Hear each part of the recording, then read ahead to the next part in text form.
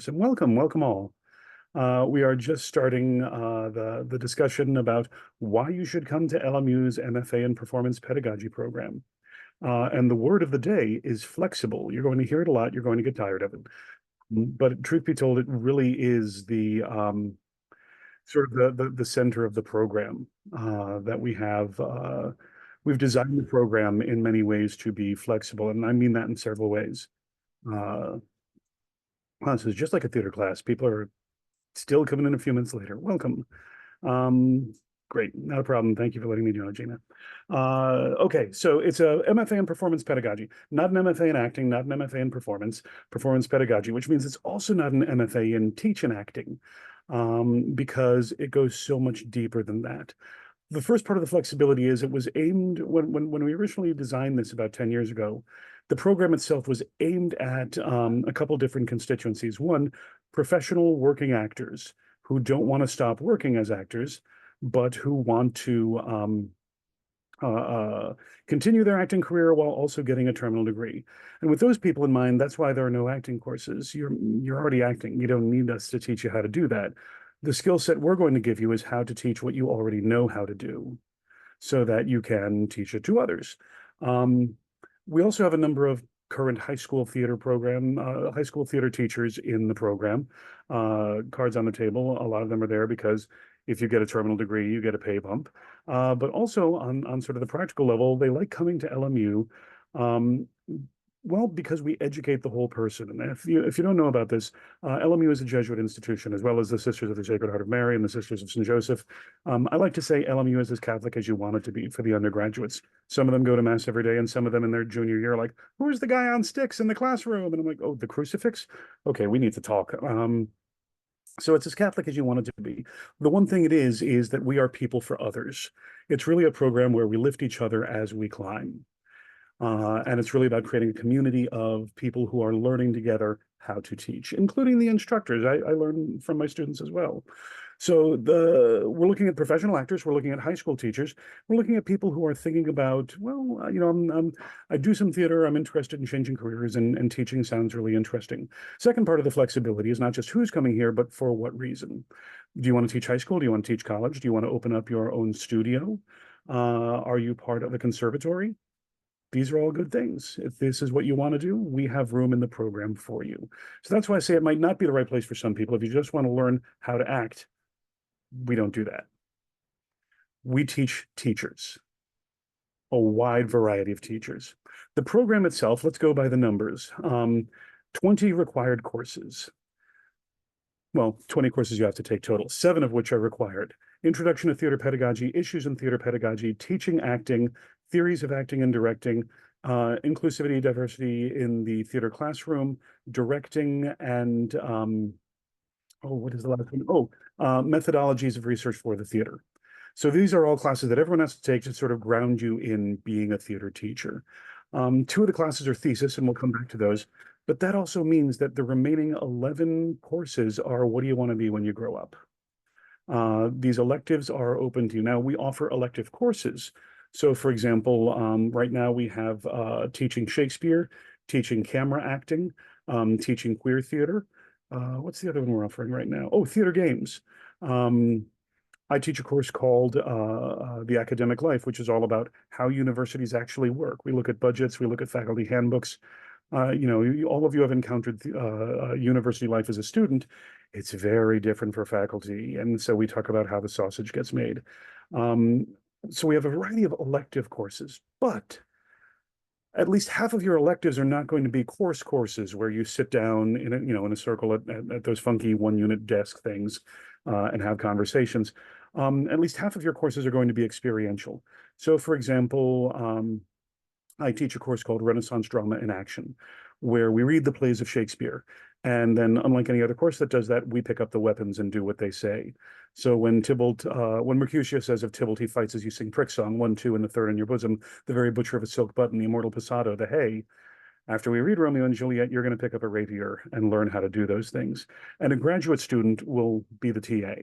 But unlike TAs at like a big state school where you're just going to grade all the quizzes and then lead a discussion group, Here, you're going to lead the warm-ups. You're going to be an active part of the class teaching with me. You become the demonstration dummy. I'm like, I'm going to show on Elijah here how we punch someone safely in the face. So you're an active part of the teaching of the undergraduates. They're taking the course on English Renaissance Drama and Action. You're taking a course on how to teach Renaissance violence, if that makes sense. But your course meets with them, and you are assisting in the classroom. So that's some of your experiences. You might assist and direct on a main stage production to get that experience, because for a lot of universities, if you want to be a university professor, they want you to be able to teach a number of courses and direct one show a year, one show every 2 or 3 years.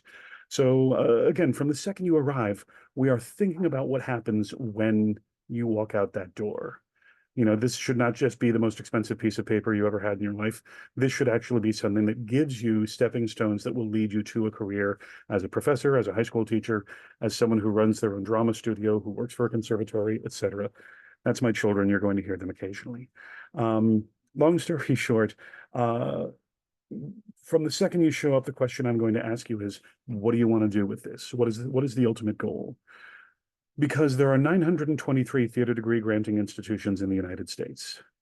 And that includes community college, Los Angeles Harbor College, Santa Monica College, Pierce College, but that also includes NYU, Harvard, Yale, UCLA, the entire UC system. So from the largest, Ivy League or the largest state school down to, the smallest college in Maine, which is like three guys named Gus in a building. If it grants a theater degree, they're looking to hire a theater person. And so we're like, okay, where do you fit into this? Where do you want to be? Because if you're teaching at UCLA, you are teaching your thing. All right. Whatever your specialty is, that is what you are teaching at UCLA. At LMU, which is a nice mid-sized R2 school, for example, I have what I call productive use of ADD. I teach in the graduate program, but I also teach stage combat. I teach Shakespeare. I teach African theater and cinema, and I teach horror theater and cinema. So every semester I'm teaching something different. I couldn't do that at UCLA, but I also couldn't do that. I have a friend who teaches at a very small college in Colorado, where he's the theater guy in a fine and performing arts department, which consists of him, the music professor and the painting professor. And so my friend teaches all of the theater classes. So he doesn't get to do sort of some of the niche classes that I can do at a mid-sized liberal arts school, because he has to teach sort of the same courses every year so his majors can graduate. So these are all degree granting institutions and all places where you can be a professor. So one of the things why you should come here is we teach you about all this, how to get a job in the field, sort of what your CV should look like, how to use the language of the academy to better position yourself, again, to be hired when you walk out of here. But at the same time, you don't give up your life when you come here. You don't get these 3 or 4 years back, right? This is part of your life. So here's sort of the fun part of it. And actually, let me get back to the fun part of it, because I also promised I would talk about the thesis.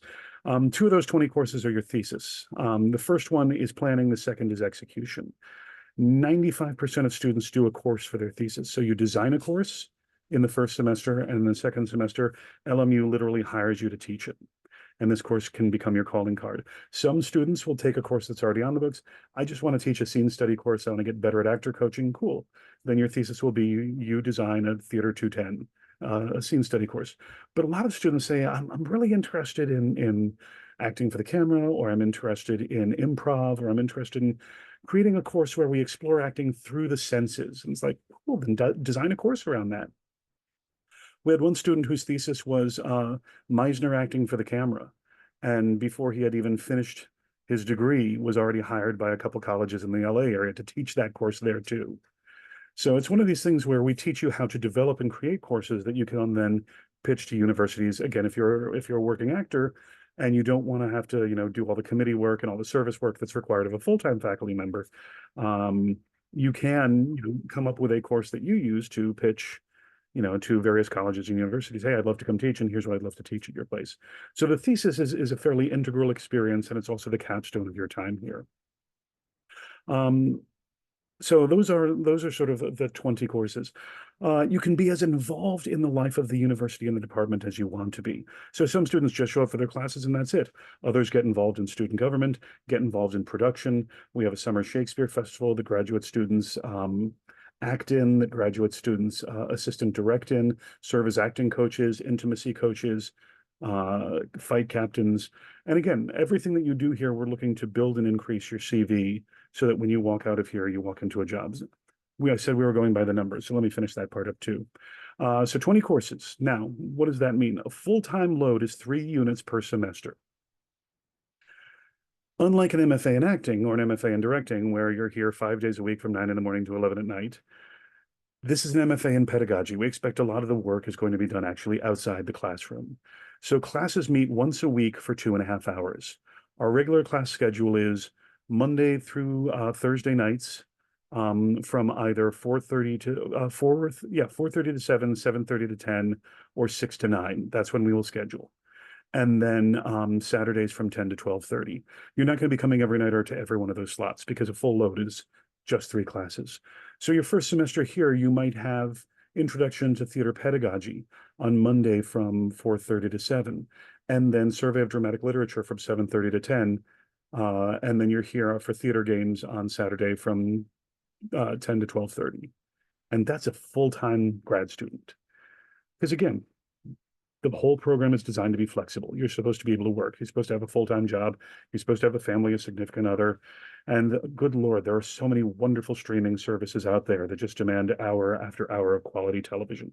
So we recognize there's a lot of stuff going on in your life, and we want to make sure that you have time to do that all and still successfully complete the degree. If you are a full-time student, the degree takes 3 years to complete because you're doing 3 courses per semester for a total of 6 semesters, and then 1 course for 2 summers. So the pattern is 3-3-1, 3-3-1, 3-3-1. I'm a theater person, so I don't do math, but I believe that adds up to 20. Now, having said that, that's a full-time student average. I think maybe 5 people have actually done that. Because we have a number of chronic overachievers who do the program in 2 years. You can do 3-3-2-2 because during summer sessions, you can take 2 courses per summer session. So if you do 3-3-2-2, 3-3-2-2, you're done in 2 years. We also have people who are working actors or who have families who are like, I can only really do 1 class a semester. Cool. So if you're only doing 1 class per term, worst case scenario, you still get the degree in 5 years. And then you'll find the occasional semester where it's, hey, actually, I can do 2 this semester because I'm going to be teaching a course and I'll also be TAing a course. So I can actually, I think I can handle, if they're both on the same day, that one day at LMU anyway. So we look from the very beginning to sort of set a schedule for you that is both manageable, but that will also get the degree in hand as soon as we can get it to you once you've done all the coursework and completed your thesis. So again, the goal here is, what do you want to do? So if there's a course that we don't offer and there's one you want, you just come to me and say, hey, can we have a class and fill in the blank? And I can tell you right now, I will look you in the eye and say, get me the names of 2 other students that will take that course, and I will hire someone to teach it. And in that way, we've had theater for youth. We've had queer theater, which I mentioned. We've had teaching viewpoints and Raza boxes. Right now, we're about to offer a course on pedagogy and healing from a sort of trauma-based pedagogy that students were interested in learning about in the wake of our recent apocalypses. So the program is really sort of open and flexible to your schedule. If you're an actor and you suddenly get cast in a feature, or you have a recurring guest star for a season, one of 2 things will happen. I'll say, well, we'll try to work our schedule around what you're doing, or take a semester off. The university's been here for over a century. God willing, the creek don't rise. It'll be here for a century still. So we have, or at least a couple centuries. So we have had students for work reasons or health reasons or personal reasons step away from the program for a semester or 3, and step right back in the river as if they never left it when they come back. And you sort of continue from where you left off. So the program itself is very individual oriented. It is not by cohort. It's individual. In fact, okay, dirty little secret. I shouldn't say this in front of Alicia. The website lies a little. They make us. The website says you have to get your application in by February 15th. That's not true.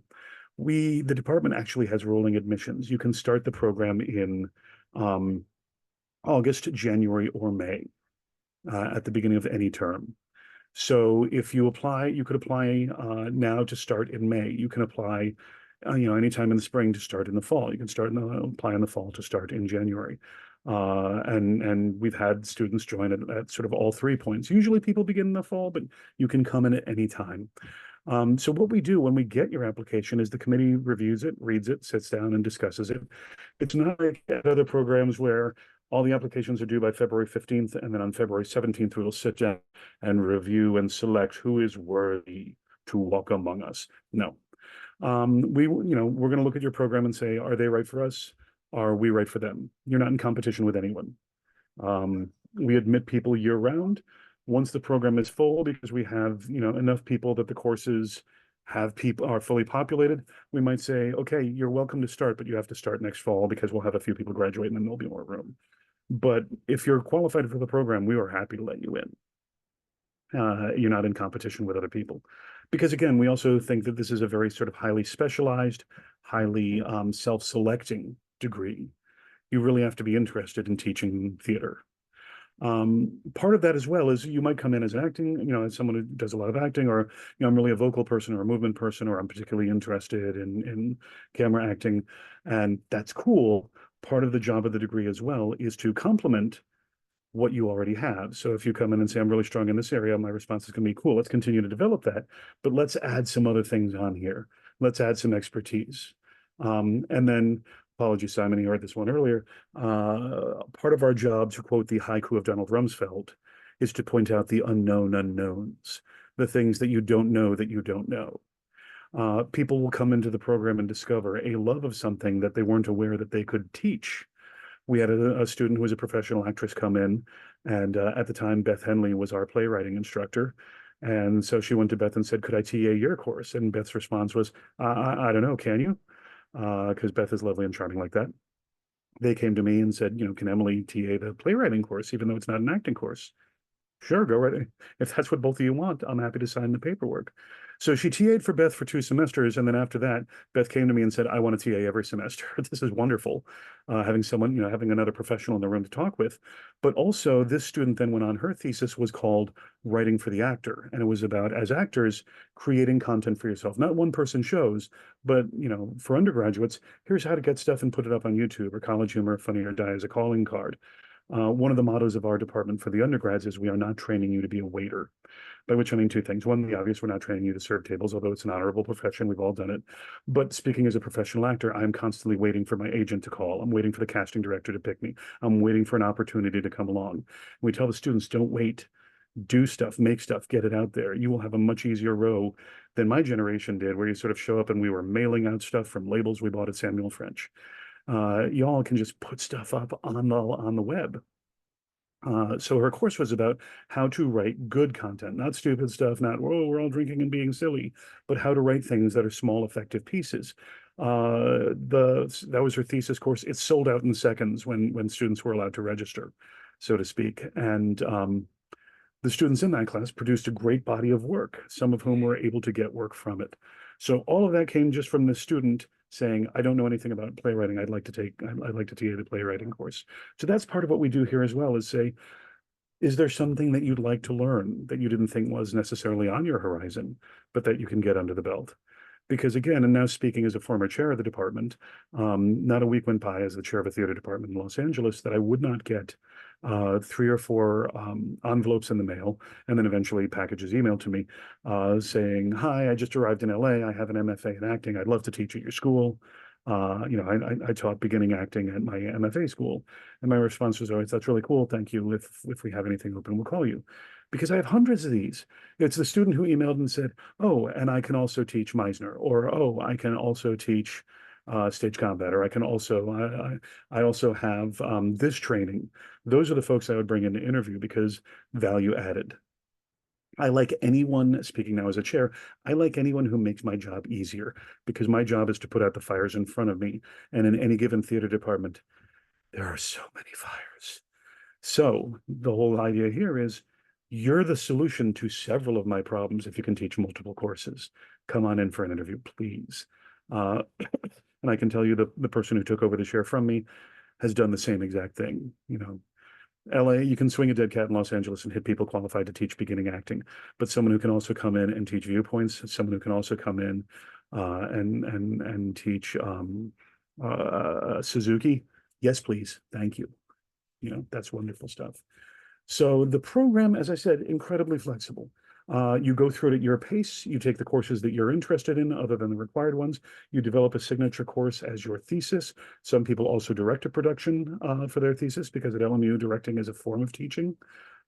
Especially when I direct professionally, I just work with the actors. When I direct undergraduates, there's a lot more actor coaching involved than there is with professionals.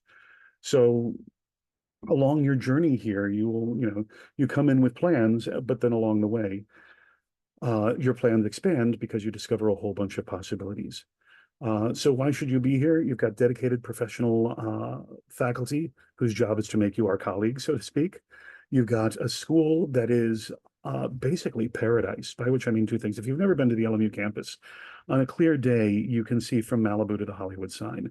We have the best view in all of Los Angeles. It's gorgeous. We're less than a mile from the Pacific. The sun is shining, there are palm trees. Like, we're an incredibly photogenic campus, but it's also beautiful in paradise in the sense of it is the friendliest campus I've ever been on. And I've been on a number of campuses. When I first arrived there, I'm like, this place feels like a cult, because people actually say hi and welcome you. And if you stop someone, you're like, hey, where's the bird's nest? They will either tell you or even guide you, or if they don't know, they'll be like, I don't know. Hey, brah, where's the bird's nest? This person wants to know. Like, they'll find help for you. And I love that vibe. When I first started there, I told my wife, this is the place I'm going to die. And she's like, it's that bad? And I'm like, no, it's that good. Like, it's just an incredibly supportive environment. We're making theater with people who want to be here, who want to be together, who want to do well. There weren't the politics that I found at other universities. Every university has politics, including LMU, but nothing like I've experienced anywhere else. Instead, it's just been a place of, that's a great idea. How do we make it happen? We lift each other as we climb. And especially those of us who teach, which would include you if you come to the university as an MFA student, we lift each other as we climb, and we educate the entire person. What I love about LMU, and one of the reasons why I came here, I was previously teaching at a California State School, is for the California State School. Well, I liked it because it was a lot of working class students and kids who were paying their own way, so they really valued their education. If there was a problem, I'd be like, go stand in this line, go stand in this line. Maybe this person can help you. And what I love about LMU is I can call up the registrar, be like, hi, Jennifer, it's Kevin. I'm sitting here with Ryan. How do we fix this? And it gets fixed immediately. So I appreciate a university that doesn't see numbers, that doesn't see revenue streams, but actually sees everyone as a student and a human being with dignity. I love how much the university embraces diversity, inclusion, and justice. 85% of the undergraduates are involved some way in either volunteering or social justice. Like, it's a campus that is very much aware of how we can use our arts and our God-given talents to make the world a better place. And sometimes that's epic, and sometimes it's as simple as, let's do the complete works of William Shakespeare because everyone laughs, and we just need to laugh right now. We're all so tired and trauma inflicted. Let's do something like Evil Dead the musical, or next semester I'm directing Puffs, which, if you don't know, it is a retelling of the Harry Potter story from the perspective of the Hufflepuffs, whose solution to every crisis is we should all go to bed. And I get that. Like, that resonates with me far more than Hamlet right now. So why should you come to LMU? For the community, for the people, for the opportunities that it creates, for the environment in which you learn. And if the campus itself is a cult, the graduate students, I probably shouldn't say this, feel even more like a really tightly connected group. The second you show up, one of the current graduate students will ask you, what's your phone number? I'm adding you to the group chat. And what I really admire and appreciate about it is they support each other. If someone's in a play, they go see it. If someone's in a film, they go see it. The high school teachers in the program are like, Peter and the Starcatcher, I'm directing it at my school. It opens this weekend. And a large number of their fellow grads will go and see it to support them. So it's that kind of environment where you're learning and working together, and they find each other work. That's one of our mottos, the LMU Mafia.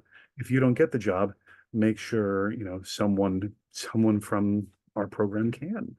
So they're like, oh, there's an opening at this school, and I can't teach the class that they're offering because I already teach at this other school.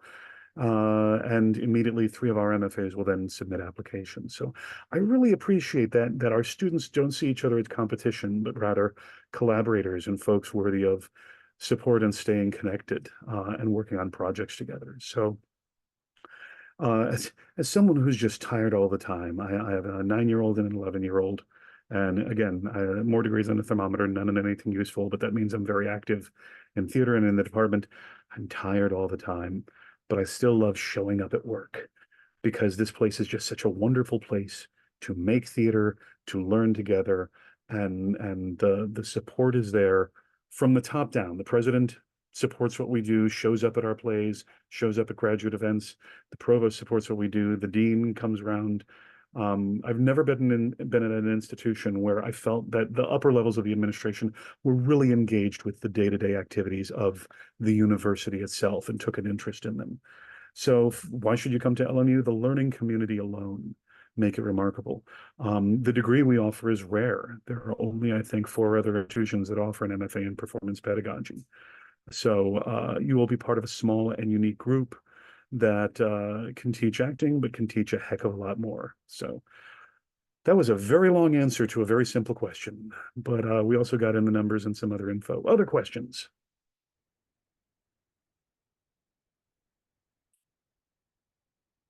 Oh, you do well with the undergrads. They just sit there and stare at me too.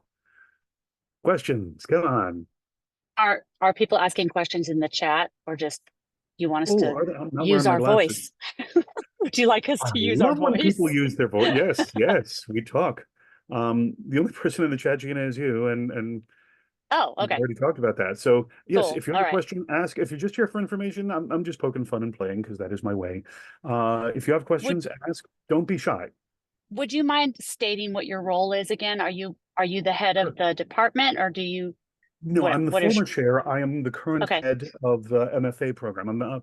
My technical title is Yeah. theater professor, director of graduate theater, and artistic director of Shakespeare on the Bluff, which is all a very fancy way of saying I run the Shakespeare Festival, I run the graduate program, and I teach far too many courses. All Uh, right, great. it's a good That's life. very Yeah. helpful. Thank you. And So then you yes, and then you said that we can actually apply, like let's say I wanted to start in January. Is that it's a considered the it's a little go close ahead. for this January, but in theory you could, so long as you get all your material in quickly. Because you need we need your transcripts, we need a letter of recommendation, we need a statement.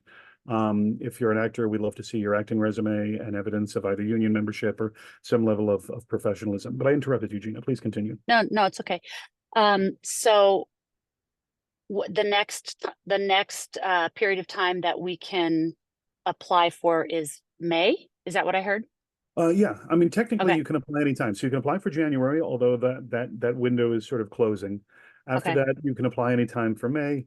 And then in there you can also apply for fall. The dirty little secret is that you can apply not just for the next one, but say, hey, I'm applying right now, but I'd prefer to be admitted in, fall of 25 or even spring of 26.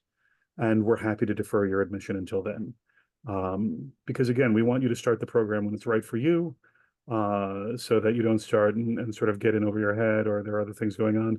So sometimes, and also we've had people be accepted into the program and then they either faced a health issue, which happened with one person, or were fortunate enough to be cast in a feature and sort of a cool, we'll see you in January. We'll see you Right. when you're better. So And you may have very well said this, but I had children yelling in my car a minute ago. Um, how many people are in the program at any given time? Like what's the max? the maximum is about 30. Right now we've got about 22, but we also have 3 or 4 people who are getting ready to graduate. So it's not the cohort model. You go at your own pace. There's some people that you start the program with and then you won't see for a year because you're not taking the same classes. So you might bump into each other like at a production or at a graduate gathering. And then there are other folks who have been here for 2 years already and they're in your first class. So it's not like you're going through with the same group. You're going through the program with the entire group. And so when required courses are offered, a lot of times you'll see a bunch of people who came in staggered at different times. Oh, this is the first time they've offered theories of acting and directing, so we're all going to take it together. In terms of children, there are a number of people in the program with children, people who have children who are college age, and we actually had someone get pregnant and give birth during their first year of the program, and then went on to complete the degree on time and also play Brutus and Julius Caesar, which as when we were talking after she graduated, she's like, in hindsight, I have no idea how I did it. I have no idea why I did it, but I'm proud that I did do it. And she's now about to have her second son. So we're really happy for her. And she's also the chair of theater at LA Harbor College now. So Again, from the second you walk in, we're going, what do you want to do when you get out of here? And she came up to us, a strong believer in community colleges and junior colleges, because that's where she got her start. And she's like, I think that's where I can make the most difference. And God bless her, she is. And again, graduation is not a divorce. Once you leave, we maintain those connections. And we're like, how can we help you?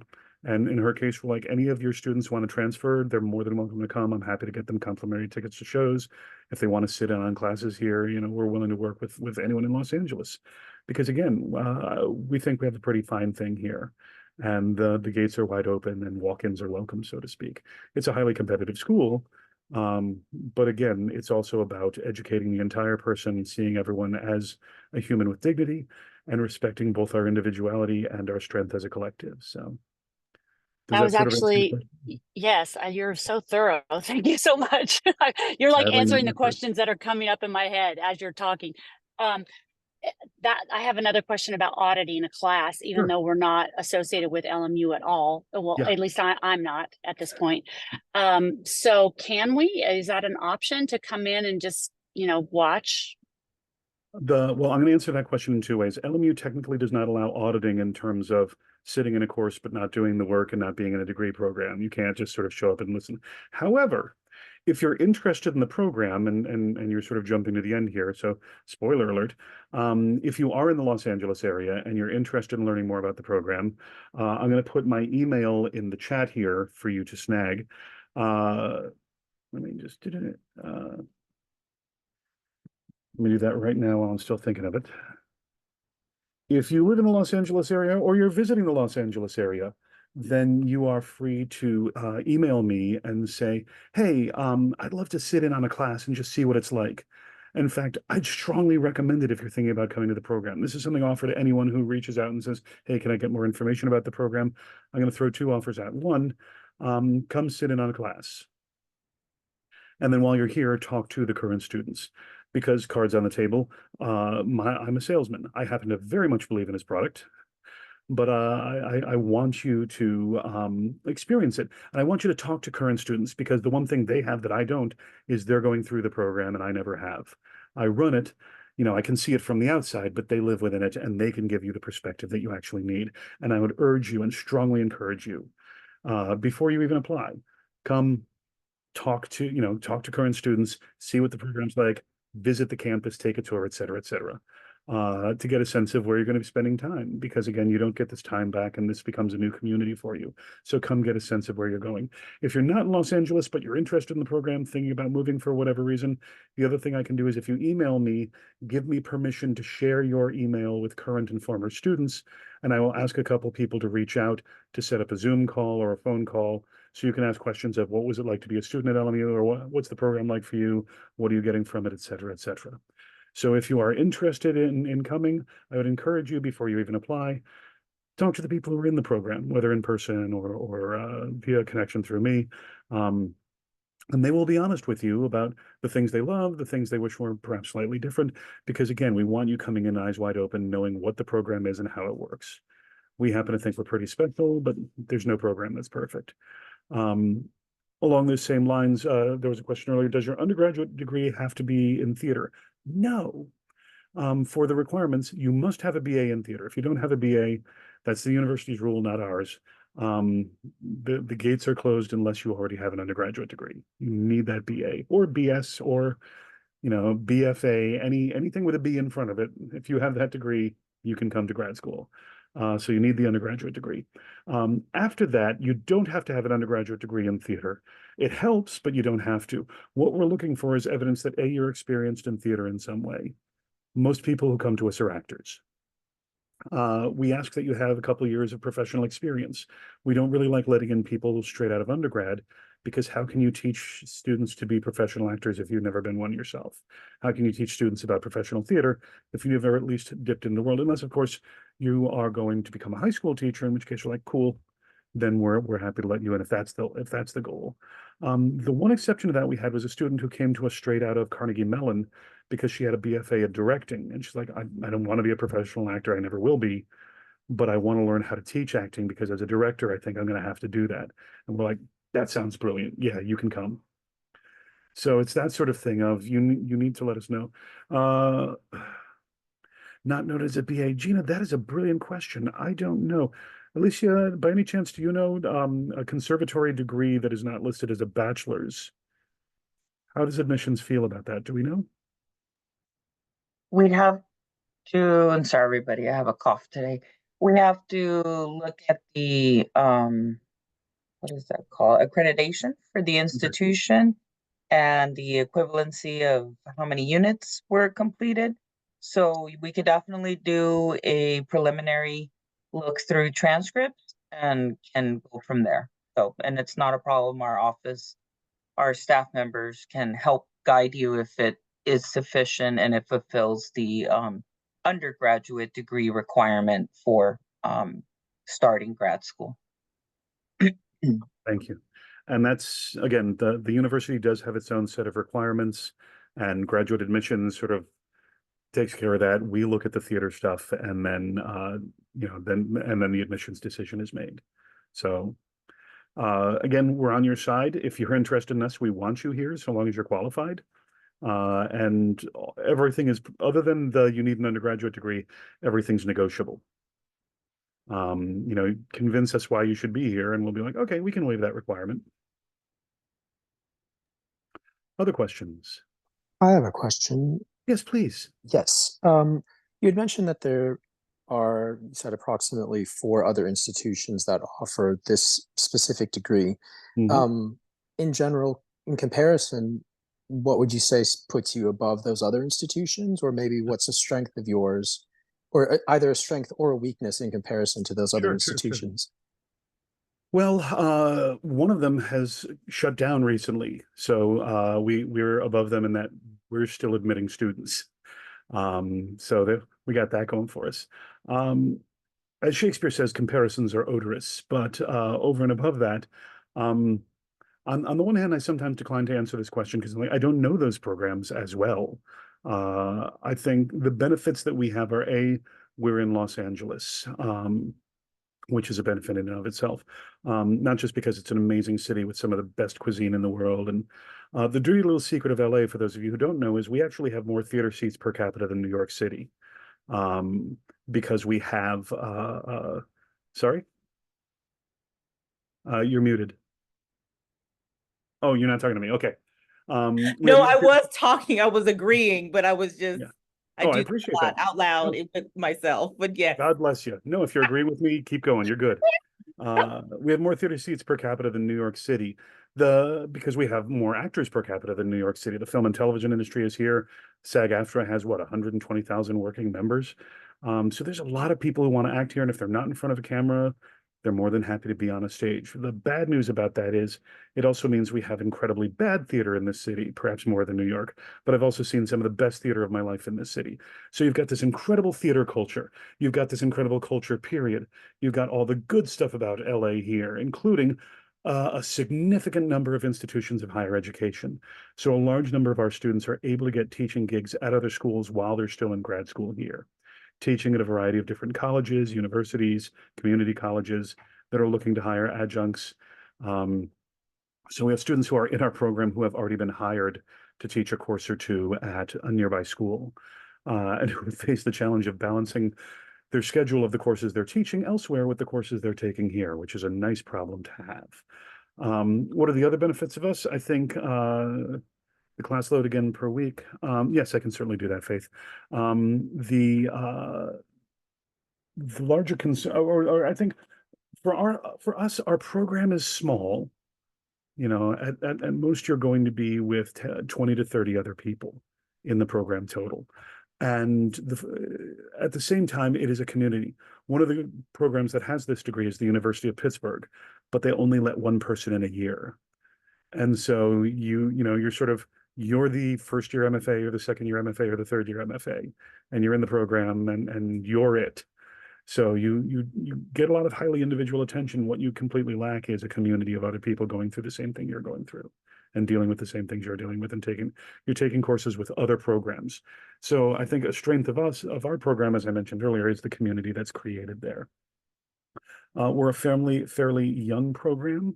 We only opened up a couple years before the pandemic, which also challenged our program as it did everybody on the planet. although I think we adjusted well and we've come out of the pandemic rather well as well. If anything, that flexible word is going to come up again. And when I looked at the other programs as we were designing this one, I was going, a lot of them are either cohort models or rigid in terms of scaffolding, the procession of courses that you have to take. And we don't even require our beginning course, Introduction to Theater Pedagogy. If you start we only offer that in fall. So if you start in January or May, you're going to take the introductory course in your second or third semester. And that's okay. We do have scaffolding, but we work around, what you have and have not taken yet. So I think that flexibility is a strength of ours, combined with the flexibility of what kind of teacher do you want to be when you get out of here. We don't have a singular mold that you come in, here's what you are, now go forth. It's what do you want to become? We will help you become that. So it's a much more open-ended program, I suspect, than a number of others. But again, I know we're all supposed to really love comparing stuff at the academic level and talk smack about Chapman or Pepperdine or USC because we're the best ones. But in terms of Southern California schools, but overall, my experience has been wherever you end up, you get a good education. It's what do you want to be educated in? Wherever you go, you're going to make friends, you're going to make connections, you're going to start to network. I happen to think that the friends you make here, the networks you discover, the connections that you make are particularly strong. They're rooted in the Ignatian tradition. That's a Jesuit reference, but the point is, you've heard me say several times now, the education of the whole person, the promotion of faith in the service of justice. One of the things that I really appreciate about our university that I mentioned earlier is this solid dedication to social justice, and using the power of our art and our power as educators to make the world a better place. And I don't think any other school sort of has that social justice commitment, except possibly the University of San Francisco, but their degree is not in theater, in performance pedagogy, it's in arts for social justice. So there's a sort of more practical aspect to theirs that we don't have. So if you're in LA or you want to be in LA and you want to go to a school where you'll get lots of individual attention within a community, and you will learn from very passionate teachers who have dedicated their lives to enlisting others to join our ranks of pedagogues and scholar artists. You will find a home here. And I think only one person has actually left the program once they started it, saying it just didn't feel like a good fit. Thus far, we've had very good luck with people showing up and going, this feels like home and these people feel like home. This is a good place to learn. Faith had asked, and I hope I've answered your question somewhat well. Faith did ask about the course load again. The total course load is 20. You take 20 courses over the course of the degree. The load itself is, if you're full-time, and I'm putting that in air quotes again, 3 per semester.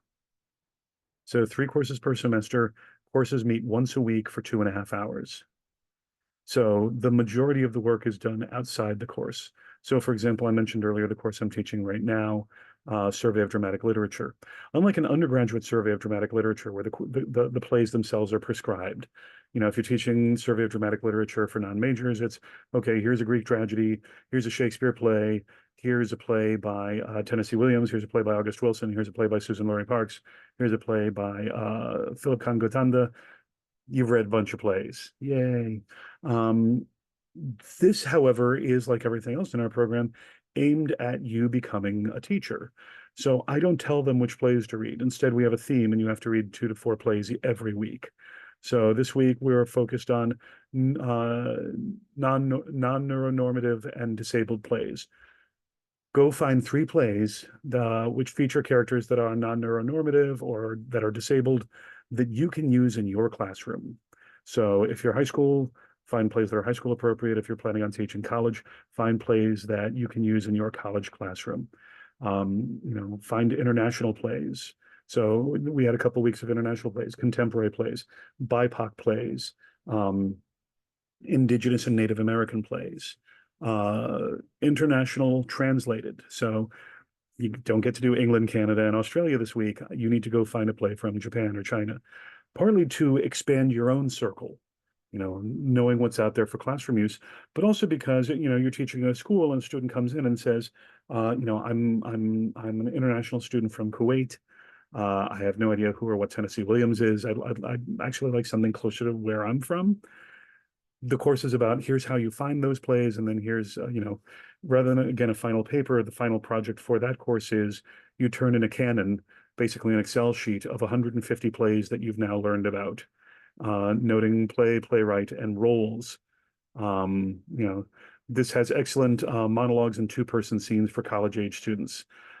This has some brilliant scenes for two women of color. This is a really challenging play, but if you have a student who's really good, there are some wonderful monologues for Muslim and Arab American characters.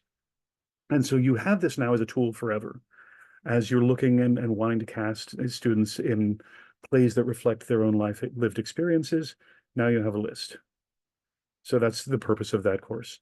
When students take classes in teaching viewpoints, oh Lord, they all convert to viewpoint fans and sort of start going through and using viewpoints in every other class because they're like, this is such an effective tool and it's so easy to teach people, until like once they get it, then it becomes a little harder to teach because there are other things that we have to work through. So long story short, the three per week or three per semester, which meets 3 times a week. But again, you might, for example, in one semester, if you're taking a full load, you take one class that meets Mondays from 6 to 9, but your other 2 classes are your TAing Intro to Camera, which meets Tuesdays and Thursdays from 4 to 5:30, and then your assistant directing the second show in the spring. And so that's just a month of rehearsals, Monday through Friday, and then Sunday afternoons, if that's what the director decides. But that's only for a month. So 3 courses, very different from your undergraduate experience. And of course, because it's a graduate program, there's no science, there's no math, there's nothing other than living in the theater building. But you don't have to live there because you're only here 2-3 days a week, unless you want to be here more often. We do have some graduate students that I see every day simply because they've become involved in production. They've become involved in mentoring undergraduates. I just met with one student who's like, well, I assistant directed Carrie, and now I'm actually serving as the dramaturg for this other production because I want people, I want to have that on my resume, but I also want the experience of dramaturging a show. Well, cool. But that means that she's here every day for the entire semester, and that is her choice, which is awesome. So again, the program is flexible and the program is designed to work for you how you want it, whatever it is.